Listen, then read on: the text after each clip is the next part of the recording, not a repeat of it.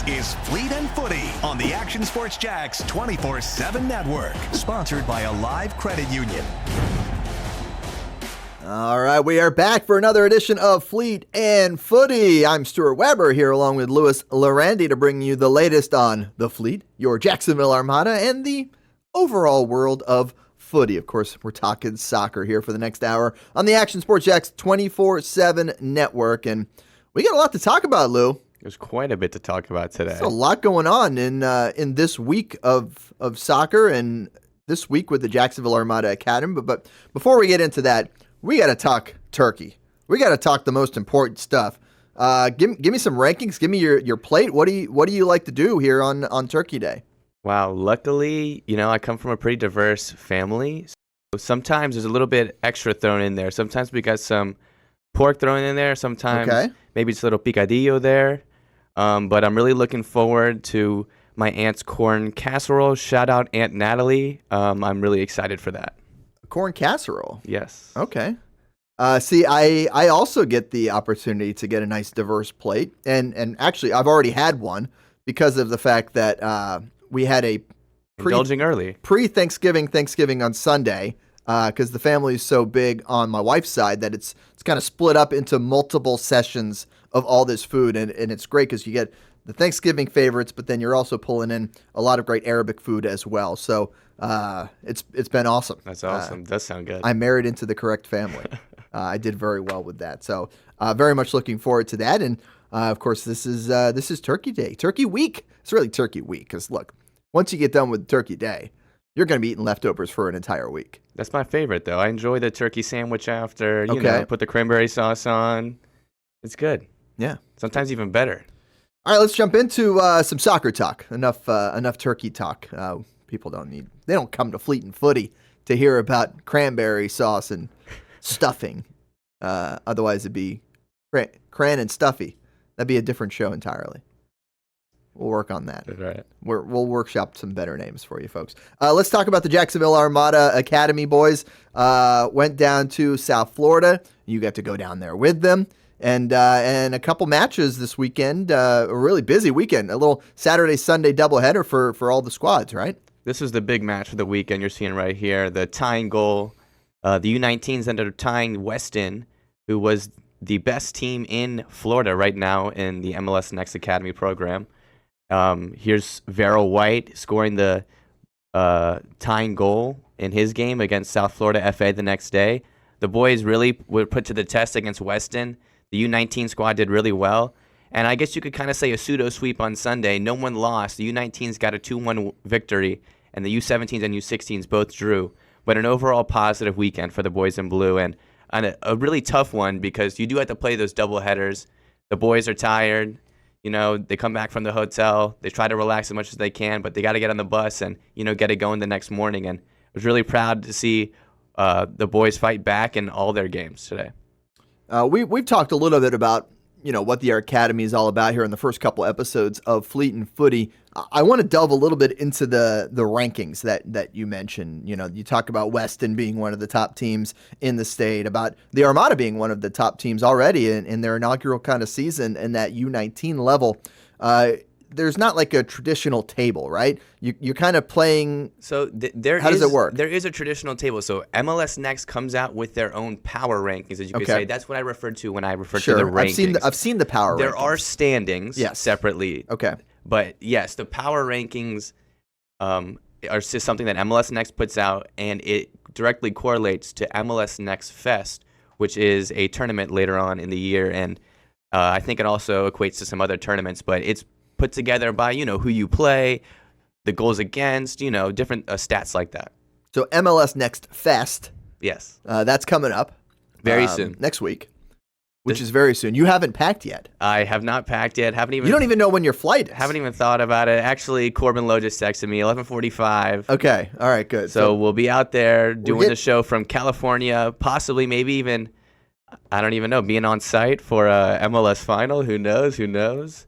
Could be out in LA, but it's going to be exciting for the boys. Get to show off against some scouts from all around the country and scouts from around the world. It's a truly a big event. It's one of their annual events they put on it, and it's really a showcase to show these young men off to college coaches or even professional teams that eventually these guys get contracts and get signed straight to the MLS squads or even overseas. Now, how does this MLS Next program kind of relate to what overseas countries are doing with their academies? I mean, I feel like we're in the United States trying to build up the structure similar to what other countries are doing in order to have the same success that other countries are doing at not just cultivating their talent, but getting their talent to go play all over the world. And that's what we see with these star players from overseas that then have an opportunity to go play wherever they want in different places across the globe. I guess you could say, yeah, it's more the European model that the MLS clubs are starting to follow. You're seeing it with the bigger clubs, obviously, the first-tier clubs in the United States, who are able to put these guys and through an education, have them around the entire day. They know what they're doing. They know what they're eating. They know what they're sleeping, and they know when they're playing. Our program, we get the guys after school and we get them for the weekend, but they are practicing Monday through Friday that whole week, and then we got the games on the weekend, and so it's jam-packed. We like to run it like we are an MLS Division I club, but you are starting to see it with these overnight, academies, these stay-in programs where these kids out in, Real Salt Lake has one, FC Dallas has one. You're starting to see them pop up slowly here and there around the states. And we're noticing changes, right? We're noticing changes with younger players being talented and really kind of found earlier. Well, and they're also being developed here. Yeah. I mean, our best player that we're going to talk about later today, Captain America, developed in Germany. To go to Germany to go be developed and get that playing time and get that necessary next step. But you're starting to see the coaching. If I recall from the actual Captain America movie, I think he had some big scenes in Germany early to get him going, right? So, that's probably Steve Rogers I'm talking about. Frozen, yeah. He was frozen up in Germany? No, well, afterwards he was frozen in the water.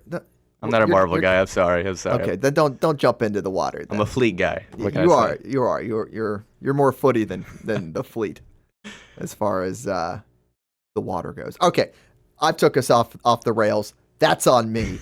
Let's get back on the rails. And yeah, so they're getting that chance to develop here in the United States as opposed to having to go to Europe like Steve Rogers did in the first Captain America movie that we were talking about a second ago. But yes, go on. Exactly.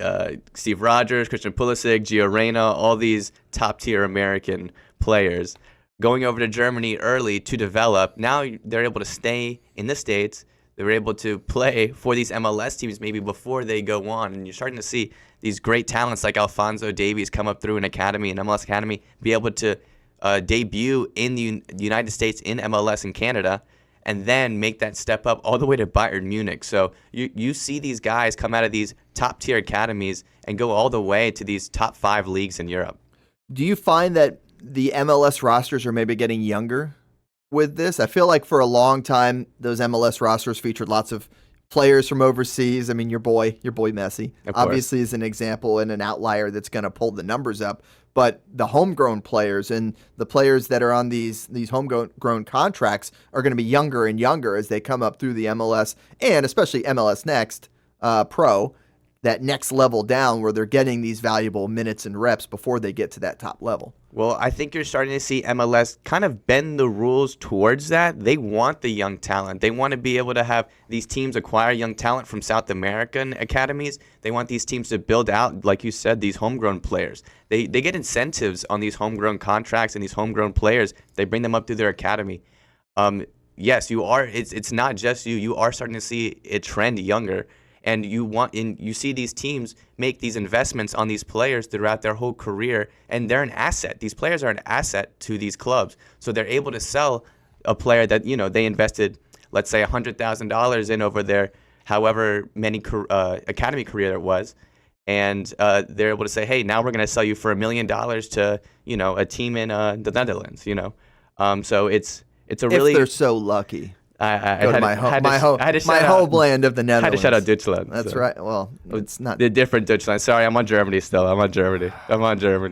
Don't make me come across this table. Unbelievable. But yes, it is an exciting prospect and exciting stuff for these players to have this opportunity and to be able to move up in the ranks. All right, so Academy heads west, heading out to California for this big event. We'll have much more from that and more coverage to do with that tournament coming up in future weeks here on the show, of course. We'll keep you up to date on how the Fleet does. Now, is that just the 19s? I believe it's the 19s and the 17s. 19s and 17s, okay. For those who don't know, 19, 17, 16 are the teams that are currently under the umbrella of the Jacksonville Armada, of course, with big partnership with Jacksonville FC. But there's all these other U's that go all the way down the line after that. We'll maybe down the road. We'll touch on them. We'll cross that bridge when we get to it. I prefer to stick with the higher classifications. All right, let's pivot now to a little college soccer talk. Last week, we had Coach Thomas Coombs on from Flagler College. We also talked a lot about UNF swooping their way into the NCAA tournament. What a magical run it was for the Ospreys to go and win the ASUN and get that opportunity to play in the NCAA tournament. And for the first time in program history, how about this? A goal by Jackson Reinhardt. Now, you see the scoreboard. You see that they were up against it late in this game. You also might see that it is cold and snowing. Unbelievable. But I guess that happens in other cities and states. I don't know. This is what I'm being told. But Jackson Reinhardt provided this amazing moment for the team and kept them right in it. They were able to push there those last 4.5 minutes to try to find the equalizer. They were really in this thing the whole time and certainly up to that level of competition playing against a West Virginia team. I was watching the broadcast. I want to say they were saying like they hadn't lost at home in like 20 matches. Wow. Some crazy number. And they won the Sun Belt Conference this past year. Which is interesting. Which, in the world of some of these college sports, you think mainstream, that West Virginia is in the Big 12. Right? Big 12. That was a good call, yeah. Big 12, yeah. Big 12. It's so random because we've had so much realignment and West Virginia shouldn't be in the Big 12, but I digress. In college soccer, some conferences maybe don't offer it or you're playing in another conference. And thus, you have them in the Sun Belt when it comes to college soccer. And not every college program in the United States has a men's soccer team. A lot of that has to do with Title IX and football. Because you have these football programs taking up all these scholarships, you generally have to add a few extra women's programs in order to even out the number of scholarships, simply because of the numbers that a football team takes on a university. Football teams taking 90 to 100 scholarships with all those players that they have. There is no women's sport that is going to take that amount. Mm-hmm. So, you have to have lacrosse is a good example. Women's soccer is a great example. These programs that they add, volleyball, not every school has men's volleyball. I know I'm mostly going off University of Florida for reference. They have all three of those sports for women's sports, but not for men's sports to try and level the playing field, which is a great program, gives great opportunities, but it means you don't have every college program having men's soccer. So big deal that UNF has a men's soccer team, and they were the last Division I team from the state of Florida still alive when it comes to the NCAA tournament. They won their conference, and they got this chance to go up to West Virginia and go compete on that national stage. Come up short 2-1, but a great moment in scoring a goal for the first time. And look, you got to score a goal before you can win a game in the NCAA. Well, you can win on penalties after a 0-0 draw, but you know what I'm saying. It is a stepping stone and a milestone for Coach Jamie Davies in that program. First year with the program to be able to do that and go perform so well and be on that stage. Yeah, him and his staff. I'm pretty sure he won Coach of the Year for the ASUN. He did. One for one. It's pretty impressive what they've done in year one. It was a really tough game to watch. The Ospreys, as you saw, as soon as they landed in Morgantown, it was snowing. I don't think they warmed up until, like you saw, the second half. It was a really tough battle. The warm-ups, it was snowing, and then the first half, it wasn't snowing as much. It had kind of let up a little bit, but then the second half, it came back. Yeah, and it was really cool to be able to see Jacksonville on a national stage playing against that P5 school in West Virginia. I know we call it Sun Belt, but West Virginia, a really big powerhouse program, and it's cool that the Ospreys were able to test themselves against such a high opponent. We know how well they did this year. I wish that game was played at Hodges because they were absolute beasts at Hodges. But it was a hard-fought game, and I'm really proud of the boys and Coach Jamie Davis and his staff. Yeah, did a really good job. Big shout out again to the Flagler men's and women's teams as well. We had Coach Thomas Coombs on the show last week to talk about the Flagler men. They fall 3-1 against West Florida. Keegan Anslin, by the way, former Jacksonville Armada U23er, scored that third goal for UWF. So we find a local tie there. The Flagler women falling in their first round matchup as well. All right, we're going to take a quick break here on Fleet and Footy, and we've got a special guest coming up for you after the break, and we're going to talk some NWSL. Of course, the Orlando Pride winning the NWSL championship. That is coming up next right here on Fleet and Footy.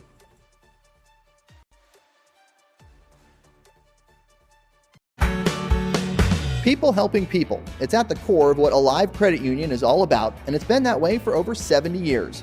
From the start in 1954 to today, the mission remains to inspire financial wellness and give you a financially fit lifestyle. Alive Credit Union and its employees are committed to not only serving their valued members, but also our community here in Northeast Florida. I had a chance to see that commitment firsthand as Alive partnered with our Action Sports Jacks 24/7 team to bring you Armada men's and women's soccer broadcasts. Inside the 18, it is a shot, and it's a goal! Chloe Chivers! And that connection to the community continues with Alive Credit Union's support of the Police Athletic League of Jacksonville. Alive Credit Union's commitment to our community also involves serving the financial needs of all first responders through the recent merger partnership with City and Police Federal Credit Union. Join the community and become a member of Alive Credit Union today. Find out the many ways you can be inspired in financial wellness at alivecu.coop. Imagine a brokerage platform that gives agents the flexibility to move between comp plans so that they can spend their entire career in one place while earning stock and recruiting other agents. And imagine the entire enterprise is created and backed by a proven industry innovator. Now imagine this platform already exists. Imagine you own this platform. Imagine how large you can grow, how much revenue share you could earn. Just imagine. Get local sports on demand with Action Sports Jacks 24/7. All sports, all local, all the time. From the locker room to the field, the Jacks, high school football, the Jacksonville Armada, and don't forget, the Brett and Austin Show. They're all in on Trevor. Of course. Download the Action News Jacks Now app, available wherever you stream or at actionnewsjacks.com. TV, phone, laptop, desktop. Action Sports Jacks 24/7. Jacksonville sports, all the time. Building off a summer of terrific action at Southern Oaks Stadium, the Jacksonville Armada are looking forward to the future and the return of pro soccer in Northeast Florida. Season ticket reservations for MLS Next Pro are underway, and for just $100, you can lock in some great benefits when it comes to supporting the boys in blue.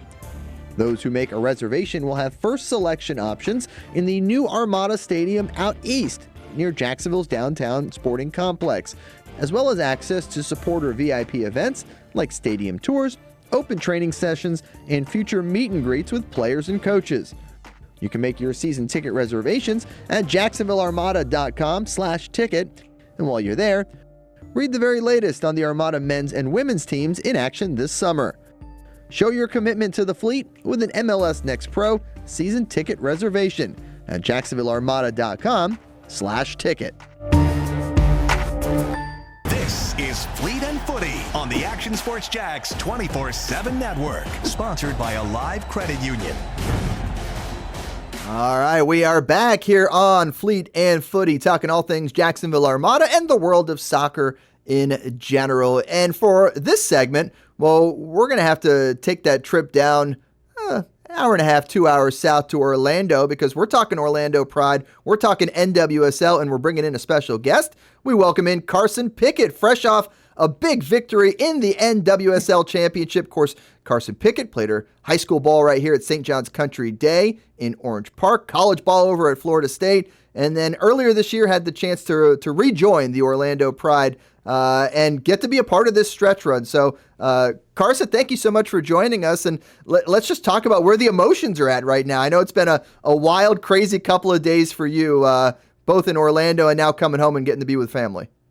Yeah, thank you first off for having me. I have to apologize. My voice is still a little hoarse from screaming. So, yeah, but emotions are obviously very high. I think this year in general was kind of a whirlwind for me, getting traded mid-season, has its challenges, but I couldn't have gone to a better place, a better club, and being so close to my family. Honestly, it was a dream come true.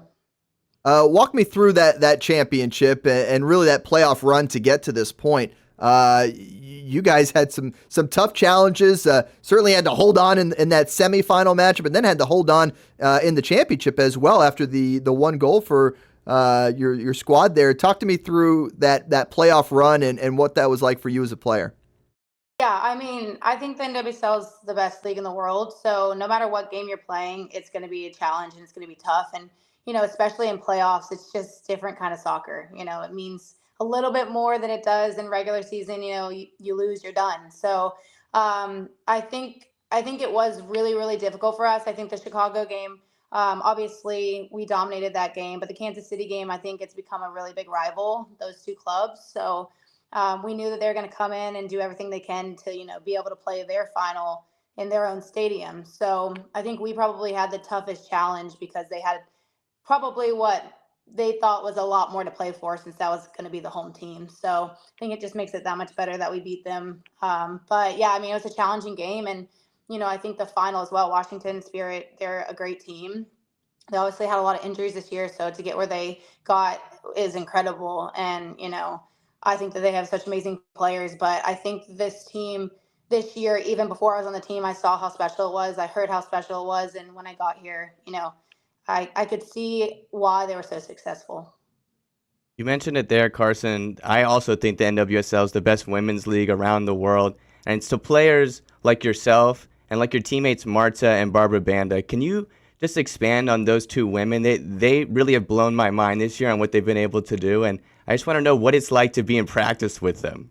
It sucks. I'll tell you what it's like. It's terrible. Yeah, I feel like it's always like we always laugh. We're like running a track meet in every training. So, Barb does a lot of the work, behind back lines, and that stretches the back line out and between the midfield. I think that's where Marta can kind of work her magic. So I think the two of them individually are, Marta is probably one of the greatest players in the world, and has been for a long time. But I think Barbara is unbelievable herself, and I'm sure she still has a lot to grow with. In her first year in the NWSL, she's done incredible. But yeah, I mean, those two are really special, and I think that they completely changed our team. It's when I was on, Racing Louisville, our whole game plan all week was trying to figure out how to stop Barb. So, finally being on the other side of it's really nice, not in training, but in games. But yeah, I mean, it's a special year and we have really special players on this team. And I think that was the coolest part about this team is everyone played a role and everyone knew their role. And I think that's why we're so successful. While we're talking about teammates, I want to ask you about Morgan Gotrat, formerly Morgan Bryan. Of course, we all know her here locally because she's from St. Simon's Island. I'm sure you've played with and against her for many, many years. What is that relationship like between the two of you guys? I feel like every time I see a celebration photo, the two of you guys are peas in a pod and always celebrating together. So that must have had to been really cool to experience this with her. Yeah, I mean, Morgan and I grew up playing together on the same club team, actually. So I was playing with her when I was like 12 and 13 up until about 17 when she left for college. So we always laugh. Like at the time, we were friends, we were teammates, but now this year it's like a whole new level of friendship. I think we're way closer than we ever were growing up, which is really cool. And I think the best part about it is getting to experience it with her, and especially our family, though. I think that's been the best part is our families have supported us since the beginning, and we feel really lucky to have brought a championship back to Orlando with our family.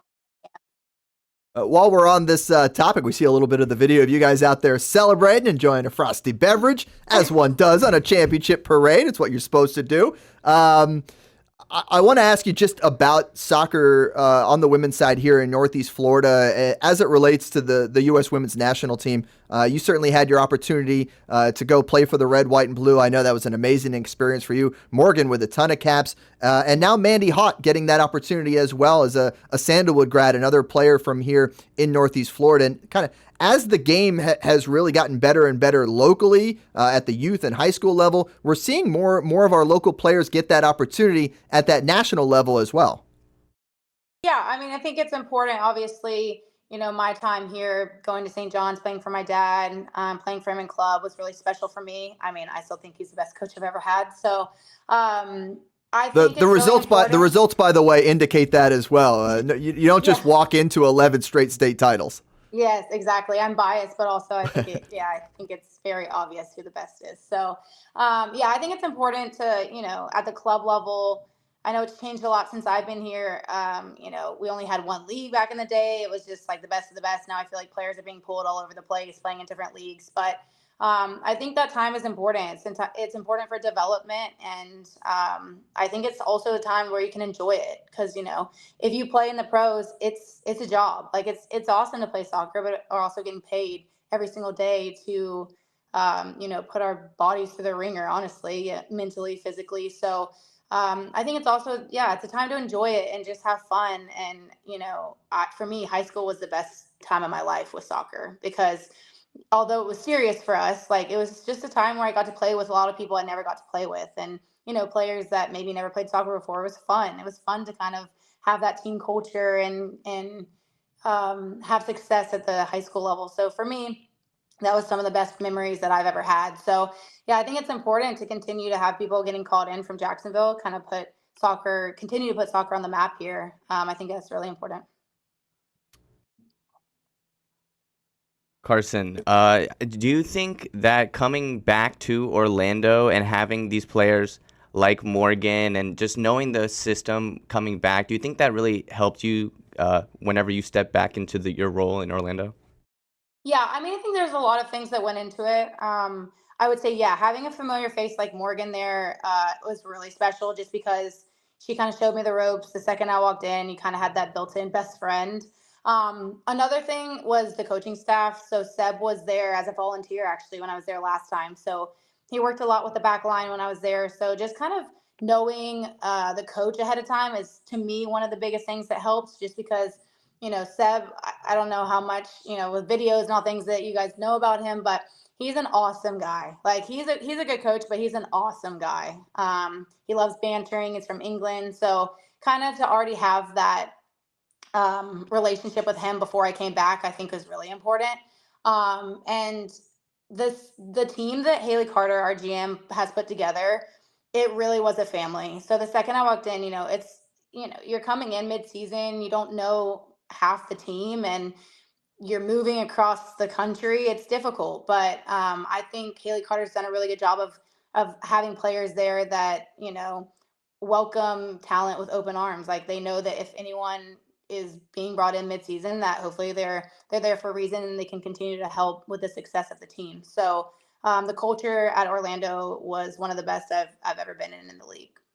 All right, Carson, you set yourself up for this. We're going to wrap it up. I need one Seb story to wrap this thing up from your last few months. Maybe it was a motivational speech, something he did during training, but I need a good story on your coach here from your recent experience, or if you want to pull one from back in the day when he was a volunteer assistant, give me a great Seb story here to wrap this thing up. Oh man, you're really putting me on the spot. Put you on the spot. Put you on the spot. It's what we do best here on Fleet and Footy. Honestly, I think just like I said, the banter is great. They always it was funny, and I think they know they can joke around with me as well. So they call me group projects because I just came in mid-season, played 8 games, and then kind of got the bonus and got to win a shield and a championship. So that's tremendous. I mean, I love the staff. They're awesome people. They're awesome humans, and so now I'm GP group project because I just came in mid-season and then got all the benefits. So they're awesome. I love it, and I can't wait for more. Oh, that is tremendous. Okay, thank you so much, Carson. We appreciate you jumping in on the show with us here and talking about that great run becoming an NWSL champion with the Orlando Pride. Carson, thank you so much. Thank you for having me. All right, appreciate it. All right, Lou.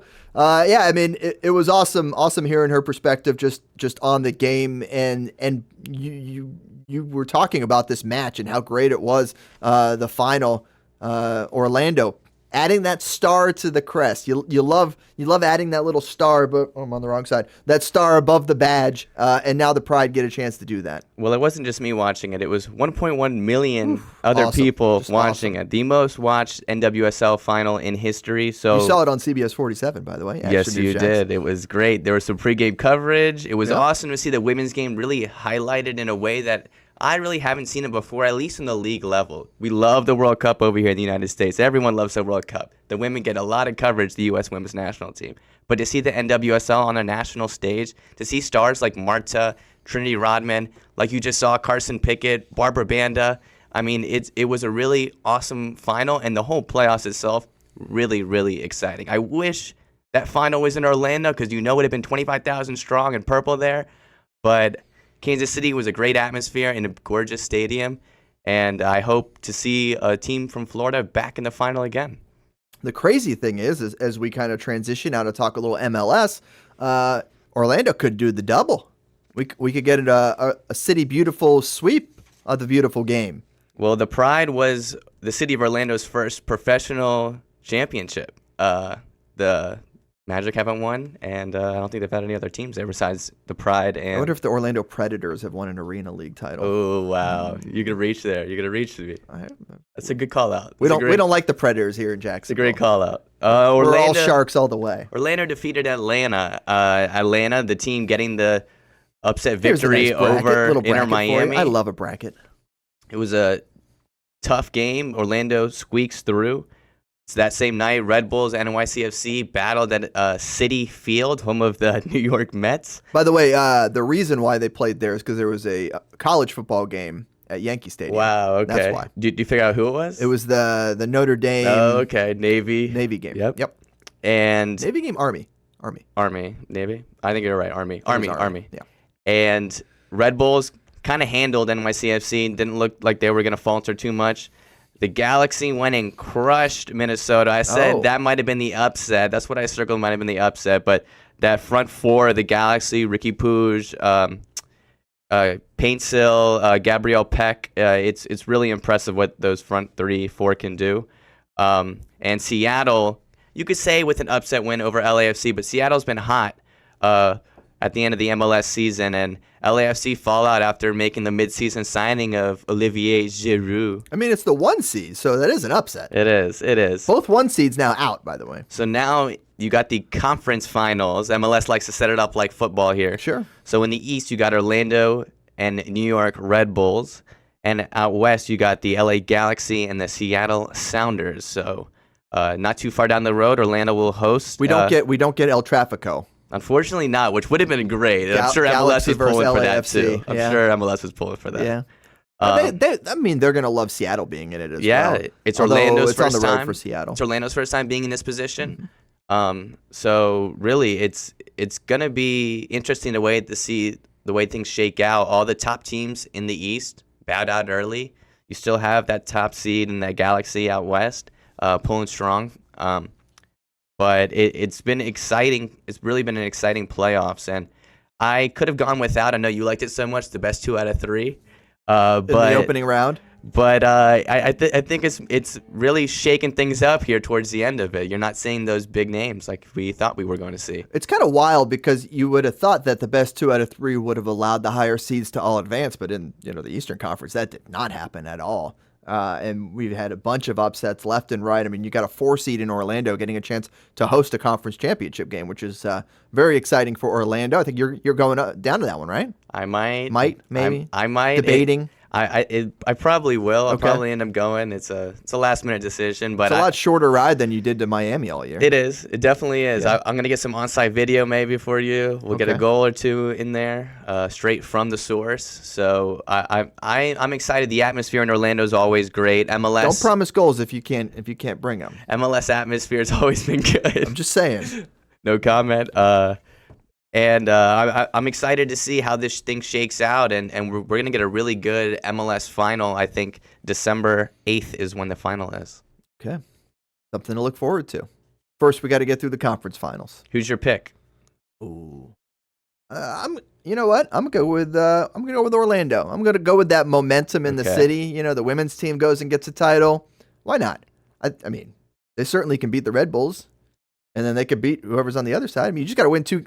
When you get to this point, you just got to win 2 more. Yeah, I Not gotta asking too much. I gotta go with the Galaxy after watching that demolishing of Minnesota. Okay. It was just impressive to see Royce work with those other signings that I just mentioned, and I don't really see any of those teams' defense as stopping those fast attackers. So, Hey man, at this point in the year, anybody can do it. well, because a lot of these upsets are happening, you're seeing a lot of changes around the league. I mean, 11 coaches have gotten fired. That's a lot. Just this offseason, lot. and we're still in playoffs. I Yeah, mean, we've still technically, got the some to MLS go. season hasn't ended. And there's some big names on this list. You got Tata Martino, who wasn't fired but left. You got Jim Curtin of Philly Union, who's been there forever. Let me get this list up. Bradley Carnell, St. Louis City. Exactly.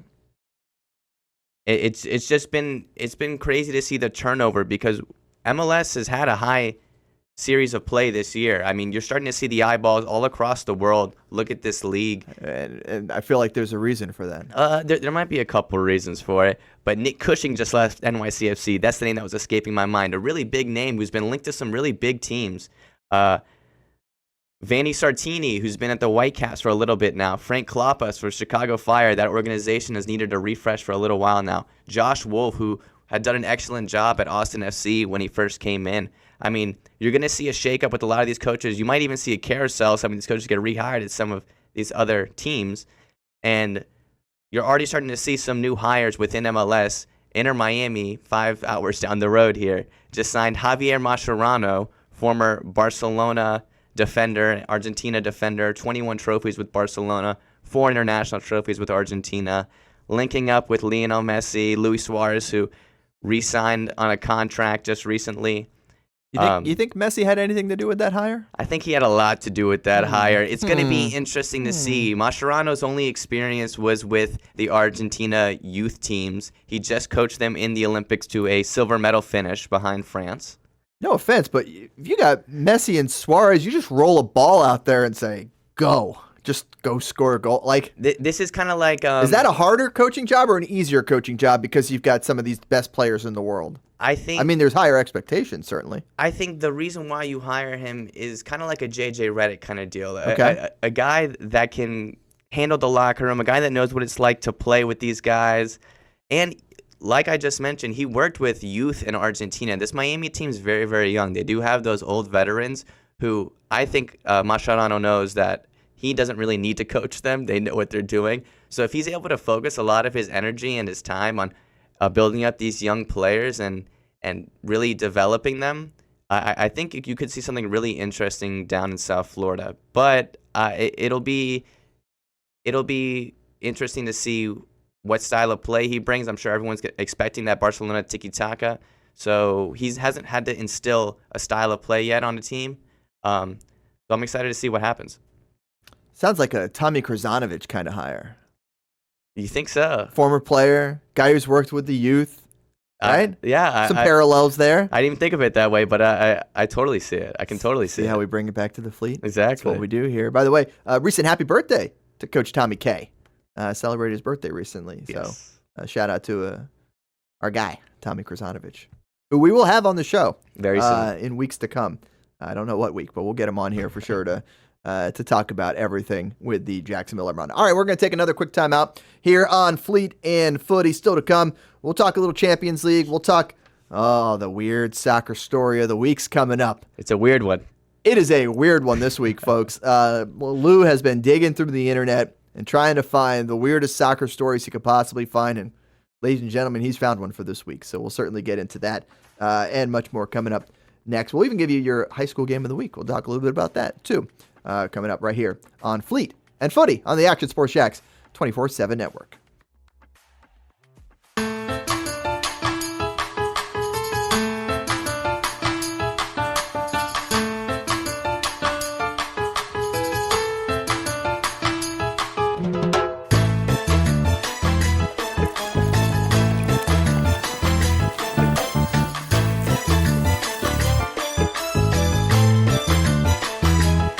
Ancla Dorada.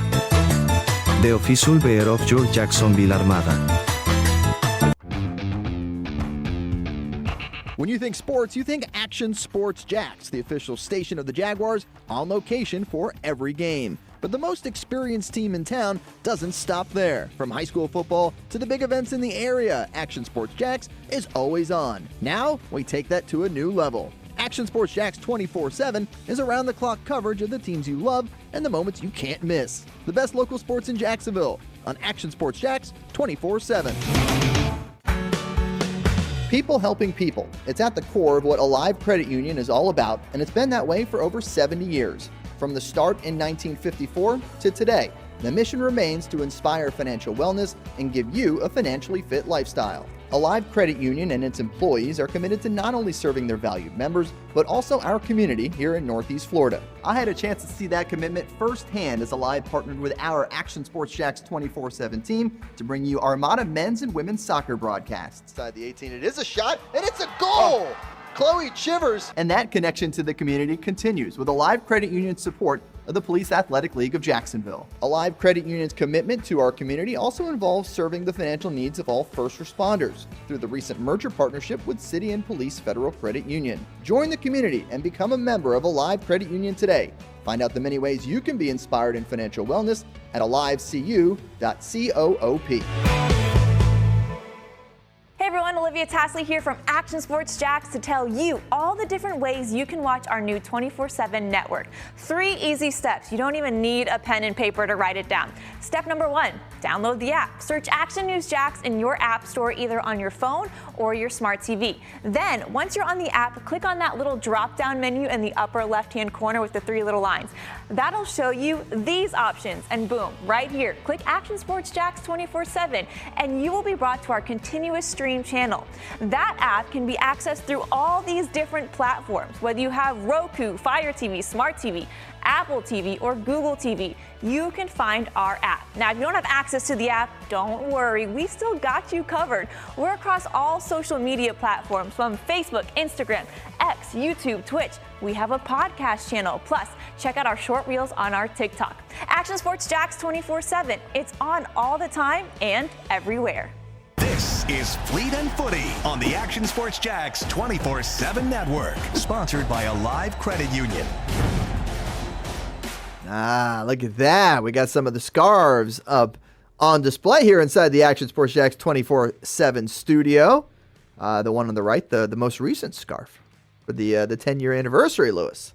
And the one on the left, that's an older one, right? No, that's a newer one. That's probably the MLS Next Pro one. No, that's my Fleet, my Footy, okay. You know, well, if you don't display the part that makes it, the part that makes it unique, I got the important thing in there. Yeah, okay, look at that beautiful that logo. Yeah, you got the logo in there. I still have my my original cloth one from the very first unveil of the team. That came at the landing. It's a good one. It has a checkerboard on it. That tells you how old that whole deal was back when they announced the team name for the first time at the Jacksonville landing, which no longer exists. Sad. So, yes and no. It had to go. We don't need to get into it, but it was. Now the sad thing is that we haven't replaced it yet. Exactly. That's neither here nor there. We could go on and on for that one. All right, welcome back to Fleet and Footy, talking Jacksonville Armada as well as the world of soccer. And if you've missed the show or you're jumping in partway through, we had a chance to catch up with Carson Pickett from the NWSL's Orlando Pride, of course, St. John's Country Day, Florida State, local player who's played for the U.S. Women's National Team as well. Great having that conversation with her about coming to Orlando and winning the championship. Of course, traded here in August. So if you want to see that, go check it out on our Action Sports Jacks YouTube page, where this entire show will also be posted, in addition to streaming right here on the 24/7 network. And we talked a little bit about the Armada Academies and wrapping up the fall portion of their schedule and getting set for a big-time tournament. I guess the tournament kind of wraps up the fall portion of the schedule. They actually have one more game, December 15th, to end off the season. Then they go to another one, and then they wrap up the fall schedule. Christmas break, yeah. Okay, well, where is that matchup at? Tampa. In Tampa. Okay, so big tournament this next week for the boys in blue Academy squads. we believe 2 of them, 19 and 17, heading out west to California with Big Lou. Big Lou will be on the scene, providing your social media content and updates. I need some videos, by the way, from you, like on camera in California. You'll get some good content from Cali. You'll get some good content. Okay, we're going to need that. I got my media pass ready, so. It's good. I'll teach you up on some stand-ups and some of the different things that you could do to make it shine here for the Jacksonville Armada. Stuart trained. That's right. We'll train you up, right? All right, let's get back to the papers that say the things that we get to talk about here that is so diligently put together. Let's give a quick mention, by the way, the USL wrapping up their season championship final. And sorry, Brent Martineau, but Rhode Island FC goes down. Of course, Brent Martineau from Rhodey up in Rhode Island. The Colorado Switchbacks, convincing 3-0 victory in the championship match. Colorado, your USL champs. One of the better names in U.S. soccer. The Switchbacks. The Switchbacks. Stuart just told me what the Switchbacks infers, which is, I guess, skiing, switching back and forth, if that makes any sense. It's Colorado. They do a lot of skiing there. Look, we don't ski that much here in Northeast Florida. But it was a great game. Switchbacks really dominated Rhode Island, so, I mean, kudos to them. Yeah. There you go, USL. All right, let's move on now. Talk some Champions League, and really the main thing we want to talk about is Captain America, as alluded to earlier. Not Steve Rogers, but Christian Pulisic on the mark again. He's playing some really good ball right now. He looks great. He scored their first goal, AC Milan's first goal in their Champions League match, which they ended up winning 3-2.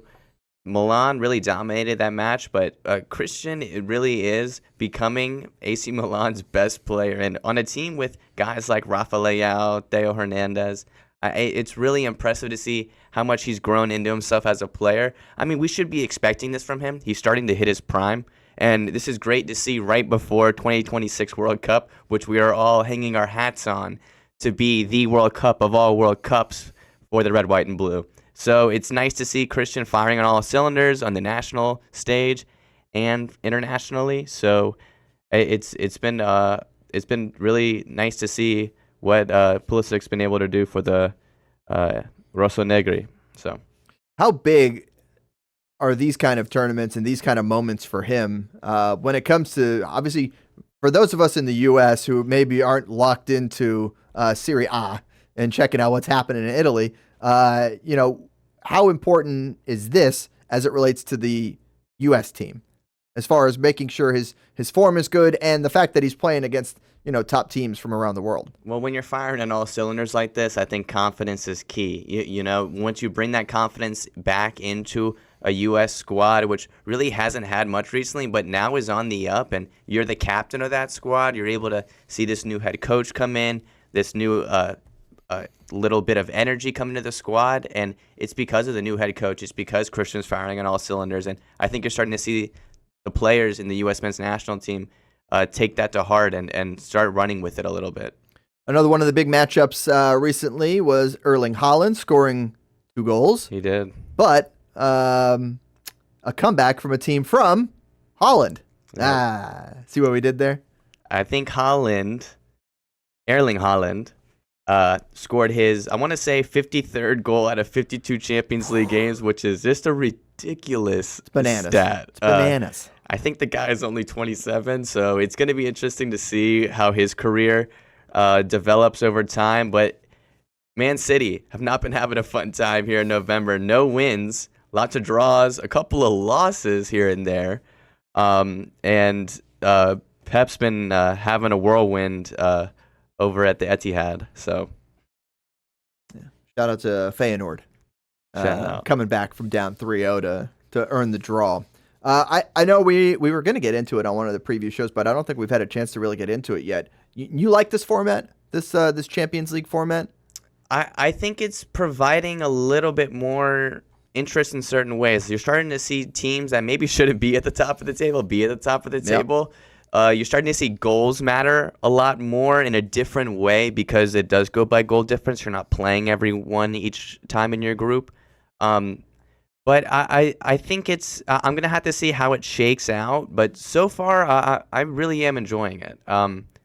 You're now seeing the table probably fluctuate to what it should be. The better teams at top, the teams that should be eliminated get eliminated. But I think these top tier teams in Europe in the top Power 5 leagues are wanting to push a little bit harder in these group stage games than maybe they were used to. So I do see it as more of a positive than a negative. For those who don't know, they've combined 36 teams into one big old giant pool. You play 8 matches. Yep. At the end of that, the top 8 automatically move on to the round of 16. Mm-hmm. And then the next 16 go head-to-head for spots in that final 16. So really, if you finish top 24, you got a chance to move on.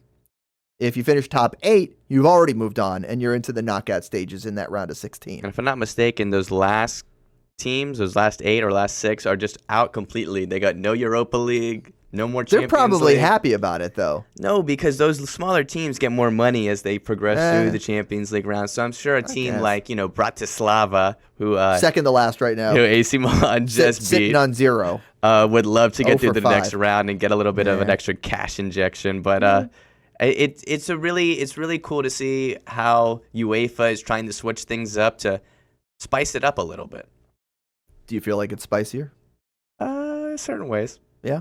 I feel the spice. Okay. I feel the spice. All right. Well, we'll certainly keep an eye on that as that progresses and see where those top teams end up. They're 5 matches into those 8, so 5 down, 3 to go, and still plenty of intrigue, plenty of movement to be made in that table.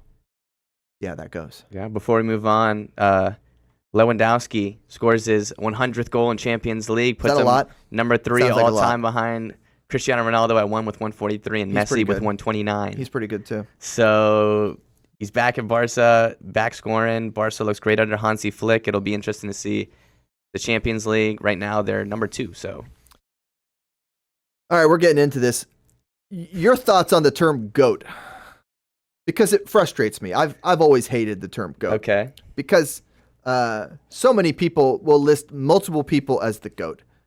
By its nature, the G in the term GOAT is greatest.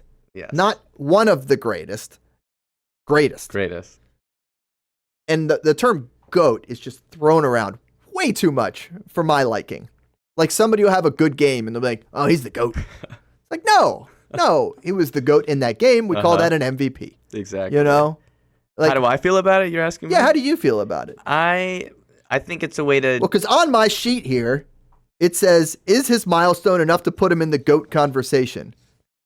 So are you trying to say that... I would say, and when I wrote that, I meant so as like the striker GOAT conversation. I think he's probably one of the better attackers that we've seen in our time, especially a true number 9. I think he rivals Luis Suarez. Did you say our time? Because I'm going to point back to GOAT. What does the A stand for? Of all time. All time. Of all time. Doesn't matter if he's one of the best in our time. People just throw around this term all willy-nilly. I couldn't name you too many strikers throughout history who I think you could put over Robert Lewandowski. So I think he's up there for one of the best number 9s of all time. Just don't like the term GOAT. Not a fan. All right.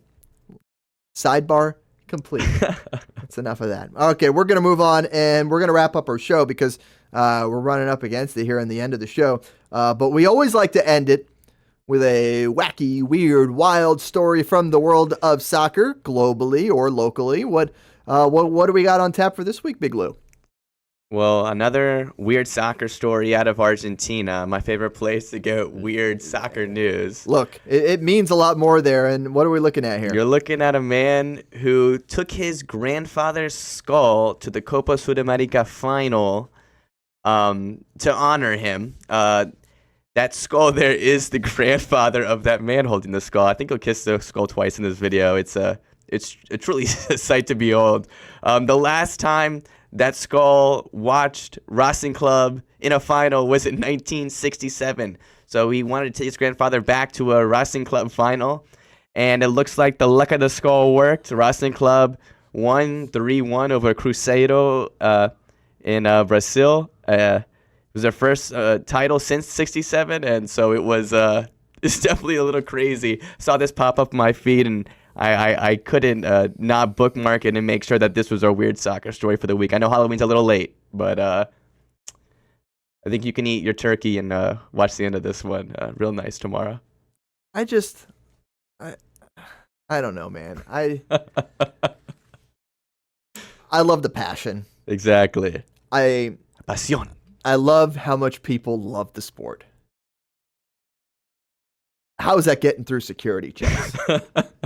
We've got it. Like I'm guessing it's not beeping, so it's not metal. It's not That's metal. good.